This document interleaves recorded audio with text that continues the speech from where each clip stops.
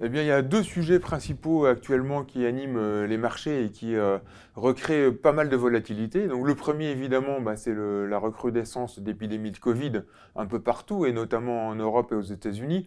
Alors, de ce point de vue-là, pas tellement d'éléments de perspective à donner par rapport à ça, mais les marchés redoutent des reconfinements et redoutent justement que l'activité économique rechute en Europe, aux États-Unis. Donc, ces craintes de double récession ben, pèse sur les indices logiquement. Donc ça, c'est le premier sujet qui a alimenté l'actualité cette semaine. Et le deuxième sujet, c'est un sujet qui dure depuis quelques temps, mais qui prendra fin la semaine prochaine, c'est les élections américaines. Alors les marchés ont aujourd'hui compris que Biden avait pas mal de chances de gagner, et ils l'ont accepté parce que justement, une victoire claire du candidat démocrate, ça éloignerait le spectre d'un résultat confus, où on n'aurait pas justement d'issue claire avant plusieurs mois.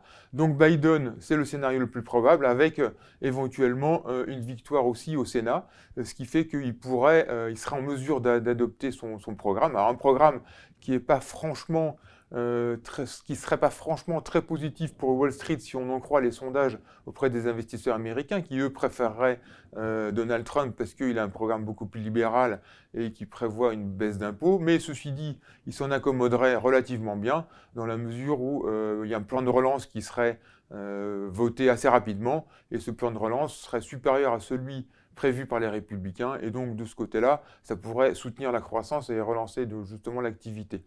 Alors les taux américains remontent un petit peu dans ce scénario de victoire de Biden parce que justement, il relancerait l'activité de façon un peu plus forte, et puis les déficits publics s'aggraveraient. Donc on est à 0,80 sur les 10 ans américains, rien de grave pour l'instant, mais c'est quand même à surveiller puisque la courbe des taux américaine se pontifie légèrement.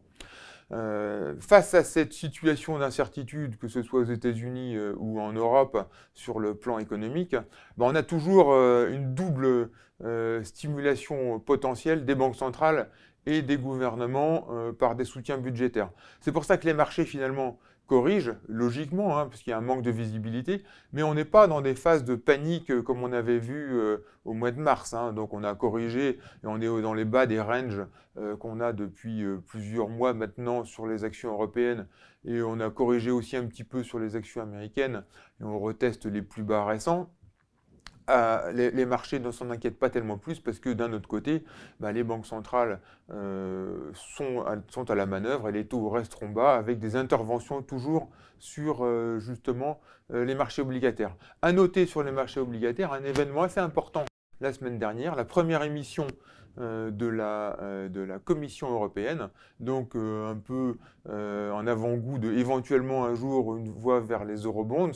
Ça a été très demandé, hein. Il y a eu 230 milliards, je crois, de demandes sur cette émission, alors qu'il y avait deux tranches de 10 milliards et 7 milliards sur du 10 ans et du 7 ans. Donc le 10 ans ressort à moins 0,25, un petit peu plus haut que les taux français, mais à terme, ce sera probablement ce qui sera retenu comme référence pour les marchés obligataires de la zone euro. Donc ça, c'est assez positif de ce point de vue-là.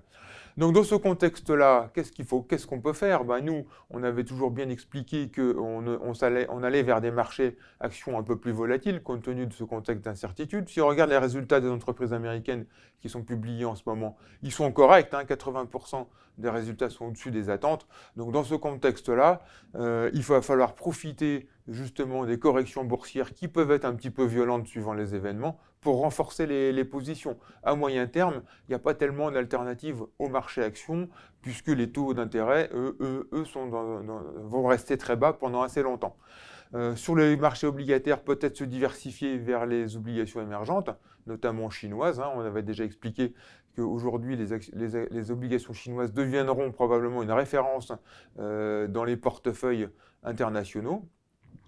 Les autres classes d'actifs un peu diversifiantes, dans le même ordre d'idées, on aime bien l'or. L'or qui se stabilise autour de 1900 dollars l'once, mais qui à moyen terme bénéficiera d'un contexte justement de défiance peut-être des monnaies et des politiques monétaires un peu trop laxistes qui tôt ou tard poseront la question éventuellement justement de cette valeur intrinsèque des monnaies. Donc probablement des marchés encore volatiles pour les prochaines semaines, mais il faudra en profiter pour justement renforcer les positions actions et c'est ce qu'on conseille depuis quelques temps, hein. On avait adopté une certaine neutralité justement pour être en capacité de pouvoir réinvestir le moment venu.